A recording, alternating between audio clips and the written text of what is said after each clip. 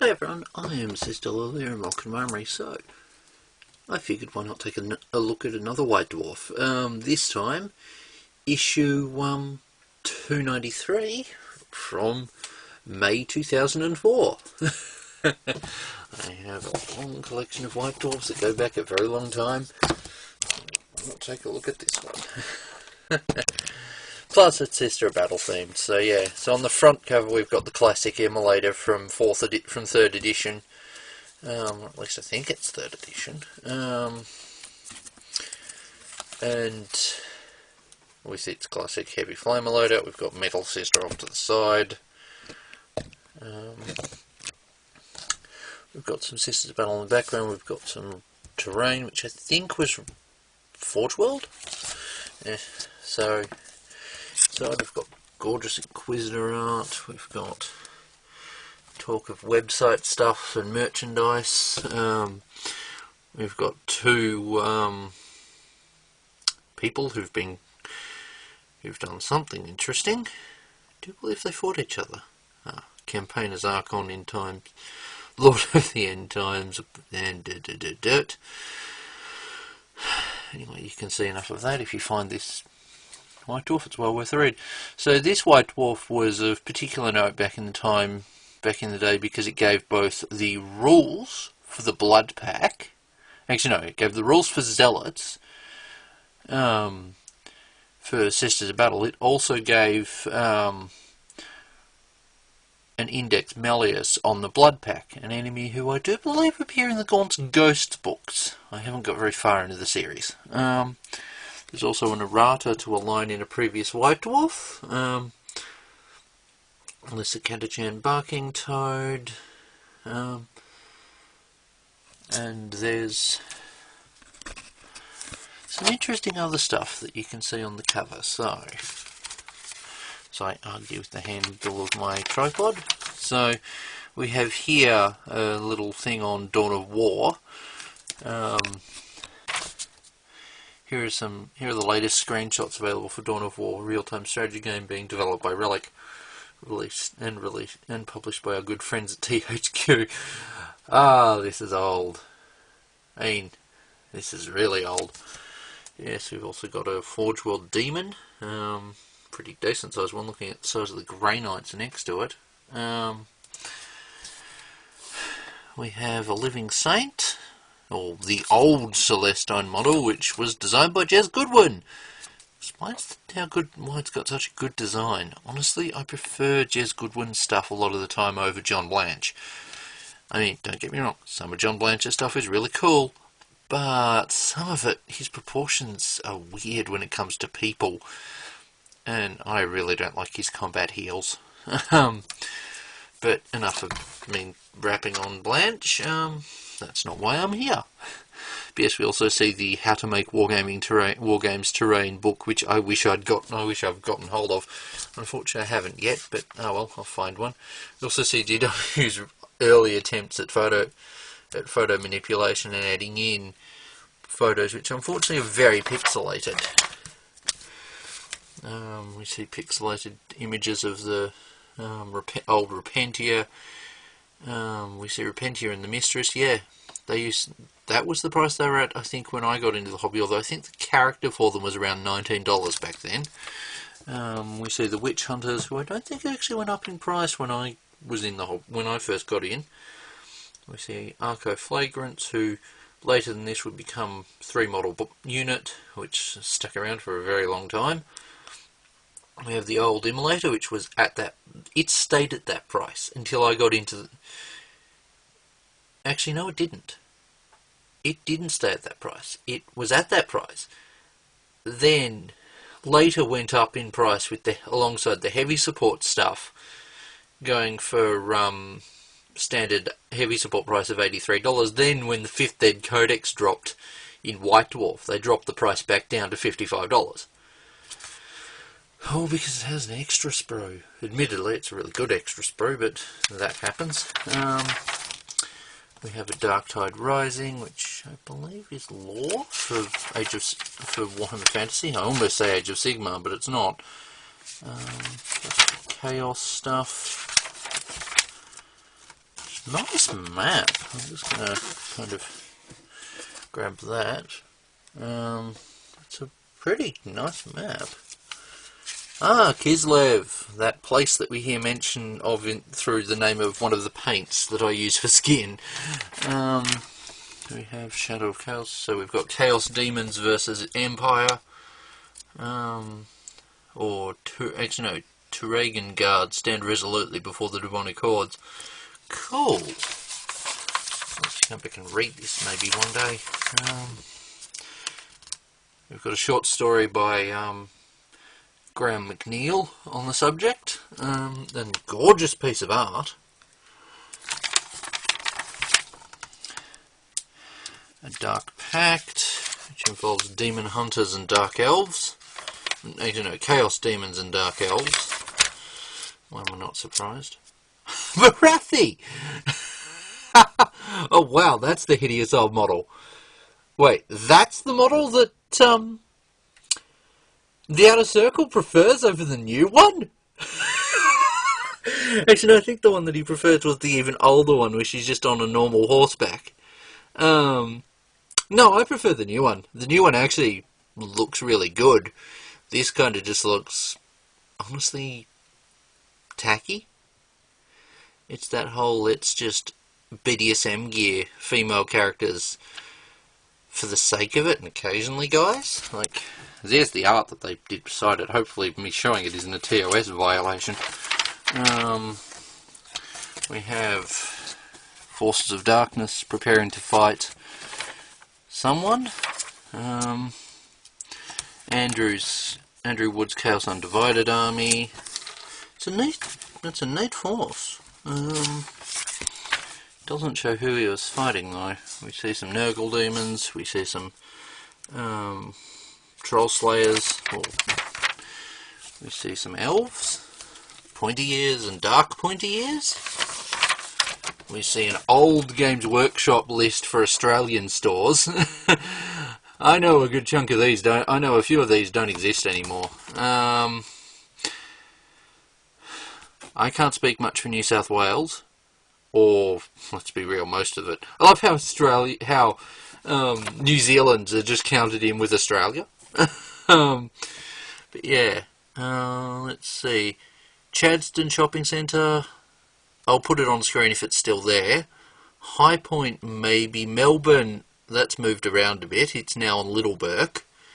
Actually no, it's on Little Collins.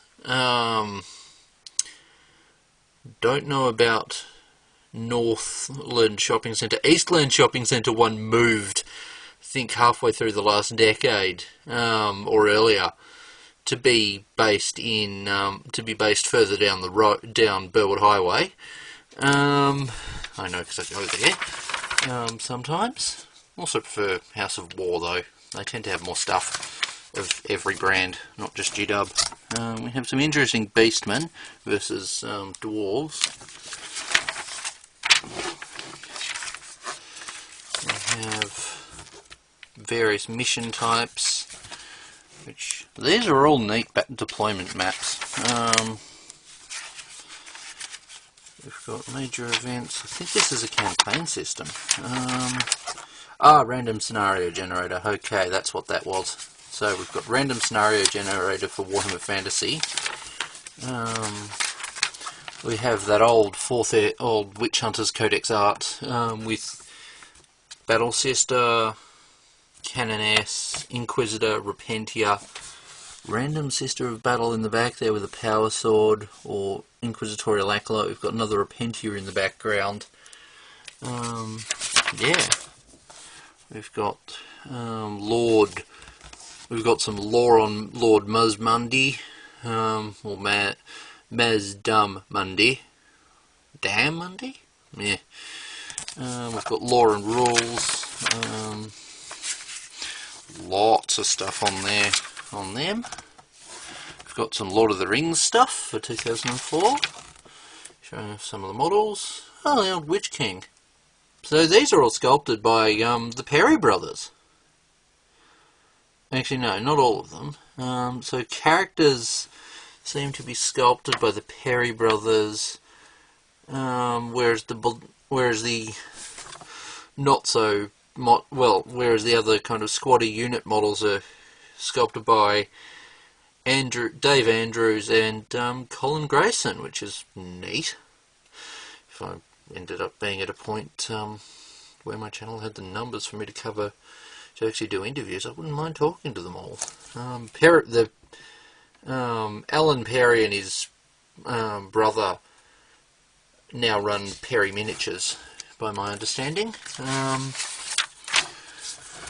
We've got an FAQ section for Lord of the Rings, which I'm not going to get into too much detail on. We've got A Tale of Good and Evil, which is all named characters, I do believe, and also some painting kind of guide on the Easterlings, which is neat. The Easterlings are a really cool design.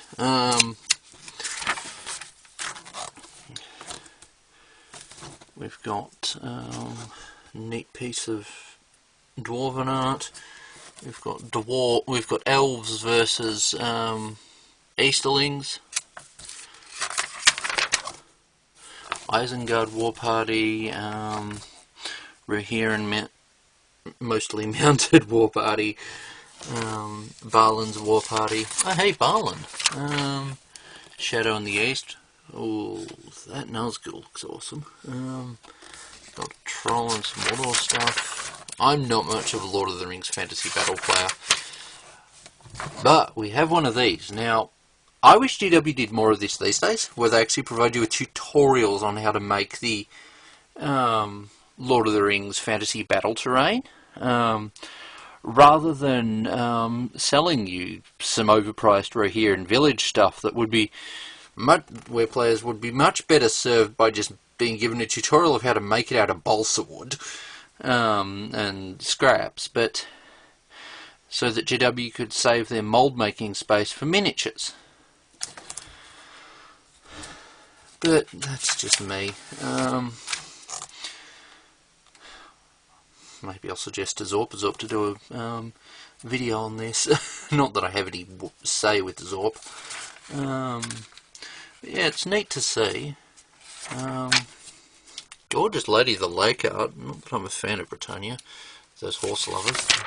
We have a Codicum or Codicum on Imperialis on the Sisters of Battle, which has some gorgeous art there of a canoness with a banner and a bolter with an auxiliary grenade launcher. We've got another Sister of Battle in the background with some kind of a mace weapon. We've got Bolter Sister with a gorgeous looking bolter. Love the massive scope off the top of the canoness's bolter. We've got the same kind of gorgeous art here. We've got some Law on the Orders Militant. Gorgeous Celestine art that's made it through most codexes, I think, up until they did the new model in 2016. Actually, no, start of 2017. We've got Matriarchs of the Different Sisters. These ones are mentioned quite a lot these days, but like back when this happened, there was not much in the way of written stuff for the Sisters of Battle. A lot of it was, there was a handful of things, like one or two Black Library novels, actually probably just one at that point. Since I think the, oh come on, was it Hammer and Anvil? Yeah, it was Hammer and Anvil. I think that came out after 5th Ed Necron's Codex, because it had a lot of the 5th Ed Necron units in it. Such as the Doomsday Arc.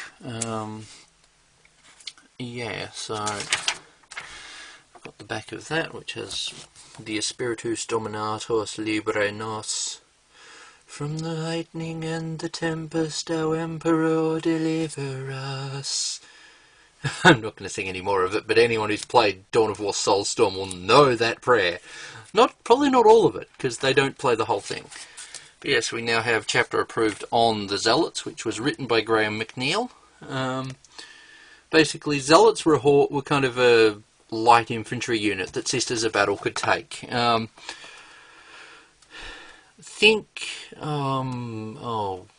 Nowadays now in 9th edition, Sisters have got their equivalent of scouts, but this is equivalent to taking guardsmen in a Sister of Battle army, but with some slight differences.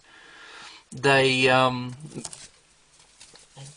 me, they've got mob weapons, which is not very good weaponry. They've got the option to take some weapons that the Sisters of Battle don't normally have. So, like, they can take up to 2 models, maybe armed with one of the following: a melter gun, which Sisters do have; a heavy stubber, which they don't; a grenade launcher, again they don't; plasma gun, they don't, with the exception of priests in Legends, and a flamer.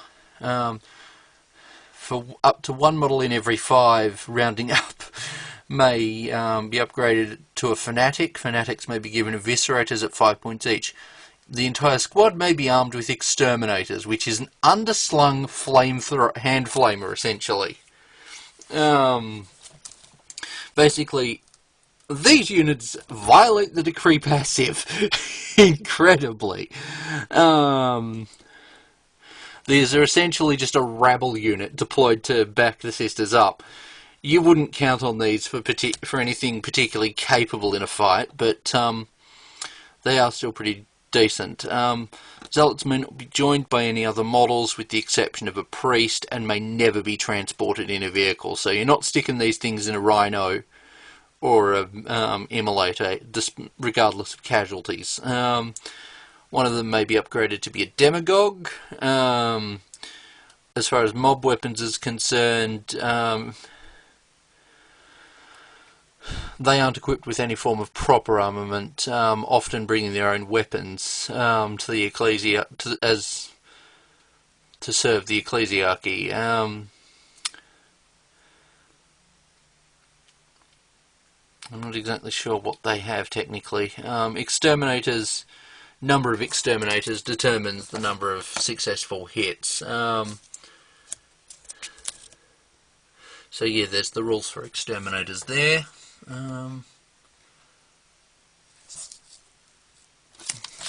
But yeah, goes into more depth, giving a story, I think written by Graham McNeil, given he's the writer of the article. Then next we have Index Malleus on the Blood Pack, written by Dan Abnett. Well, I hope so. Memory serves, he's the writer of the God's Ghosts novels. You'd expect an antagonist from his books to be written by him. You know, they kind of should have done that with the Heresy books. They should have had one author for each character, collaborating when that character appears in other books. But that's just me. Yeah, we have some rules on... Yeah, this was... this most certainly was Gaunt's Ghost, because it's a Buttworld's crusade. Geez, that crusade had some infighting. Fighting that cost the crusade a Leviathan command vehicle, which are not common vehicles, nor are they small. These things are bigger than Bane blades, and rarer. I think the Imperium were given them by the Squats, in fact. So we even have rules for these models. Now, they are an army of... Okay, so they can be...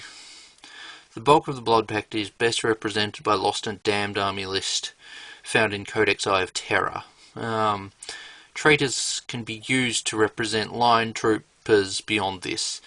You should try to avoid using Chaos Space Marine allies,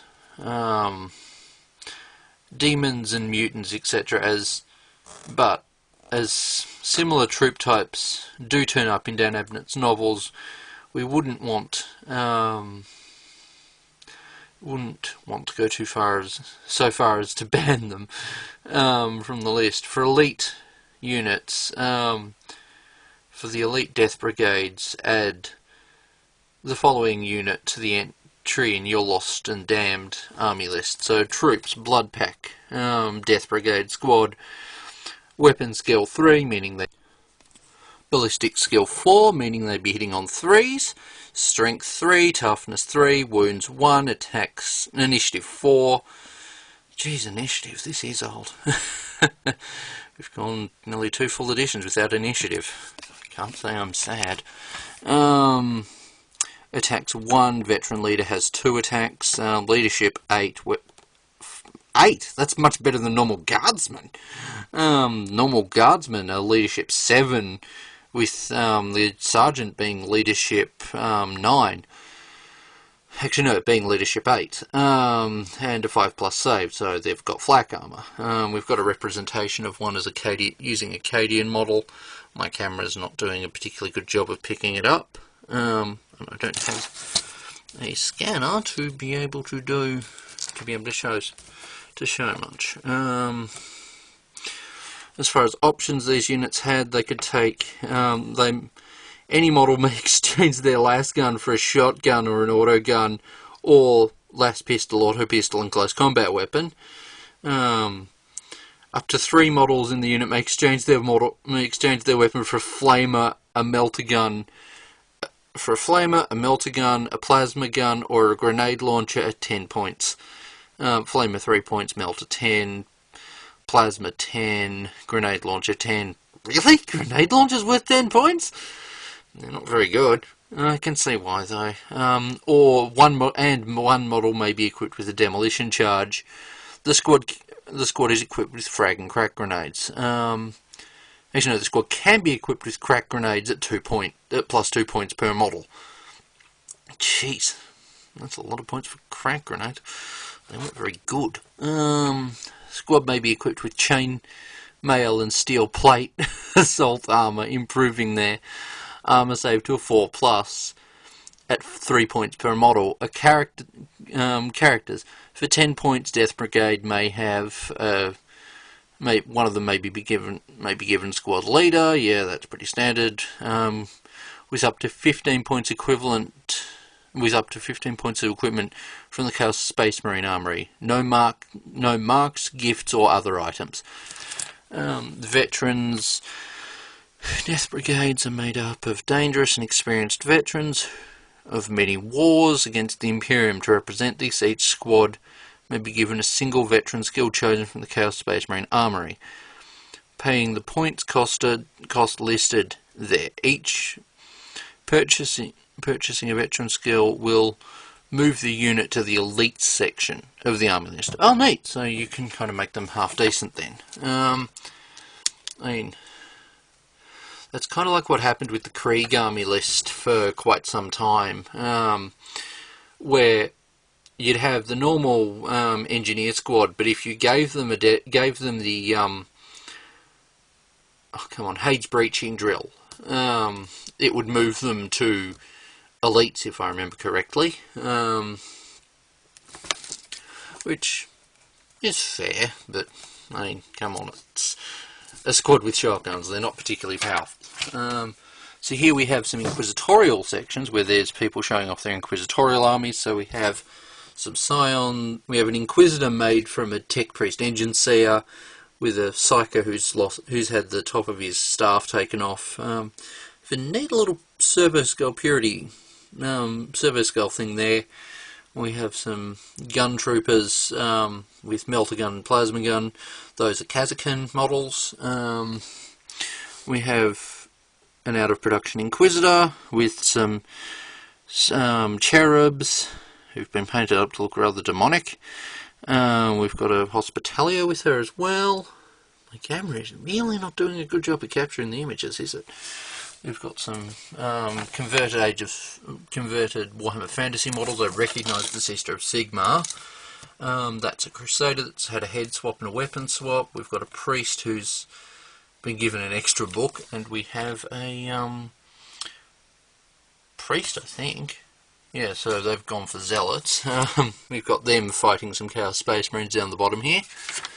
We see some others. I love that little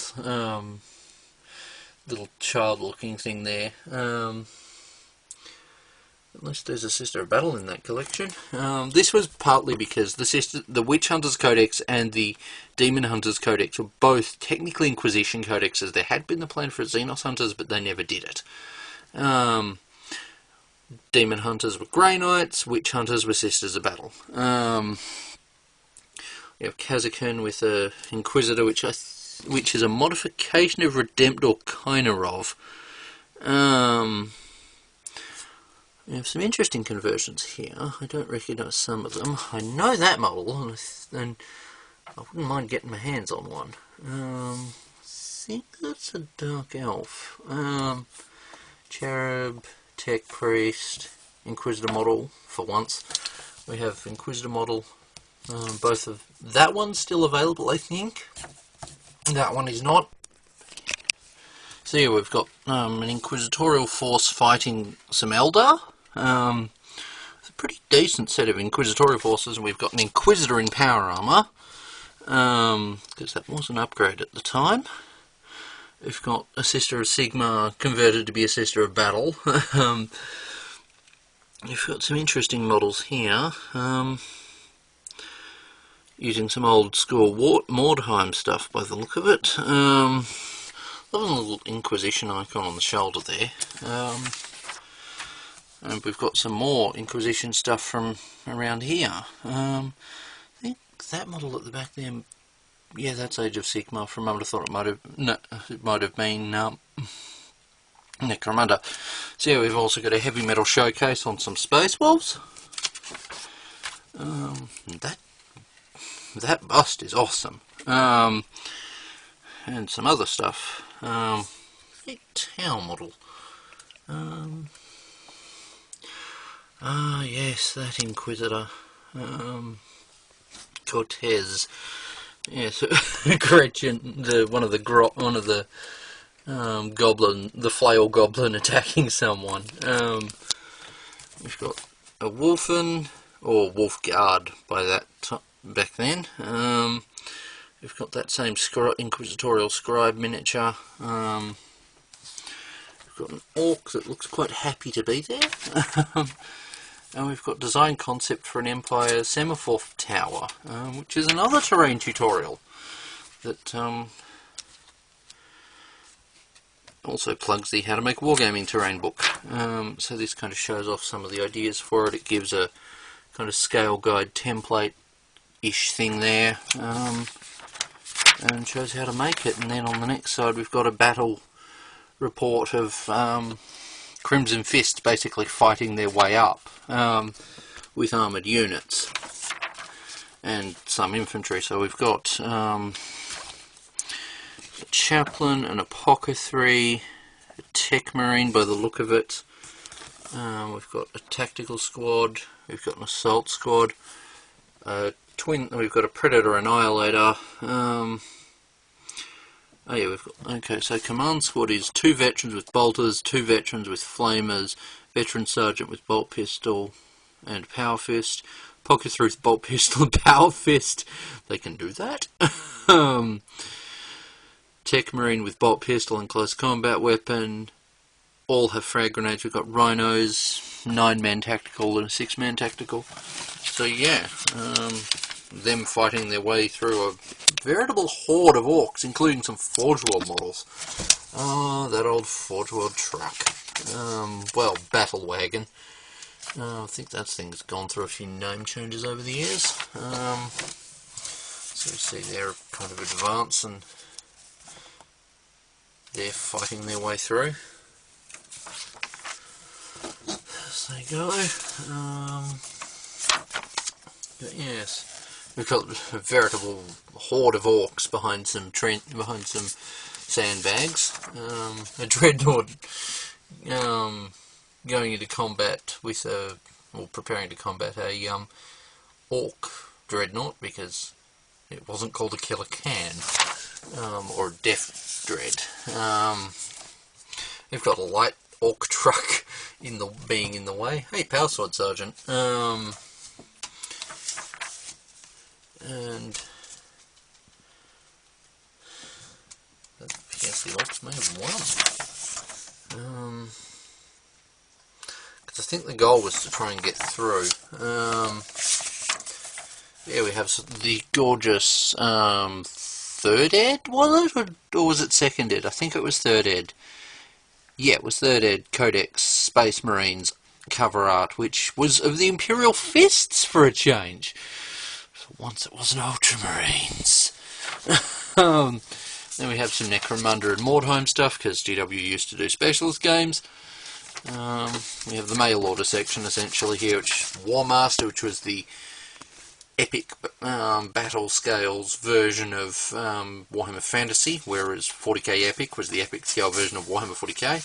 We have 40k. Speaking of epic, we have some epic stuff. We have the old Griffins, which before, for those newer Guard players, before the Guard had the Wyvern, we had the Griffin, which was a large blast template strength 6 weapon. I think it was only AP4, maybe even AP5, so it wasn't particularly high armor penetration, but it was pretty decent. Hey, an old Land Raider. We've got some Lord of the Rings stuff,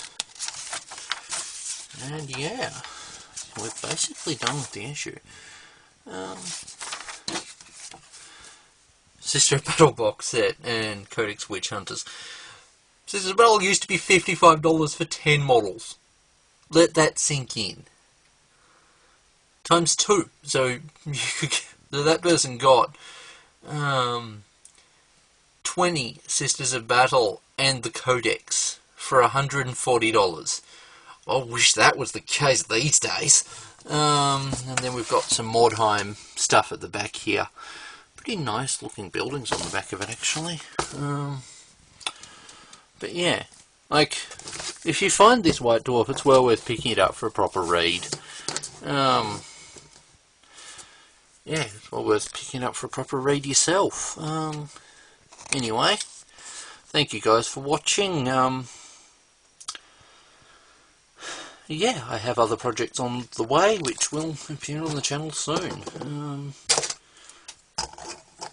Outrider Sentinel, anyone? I'll show more on that in future. Also, we have a company commander work in progress. I just need to sort out another gas mask head for him of similar style to the one that I used for my old Chimera turret operator. Anyway, thank you guys for watching. I will be back with another video soon.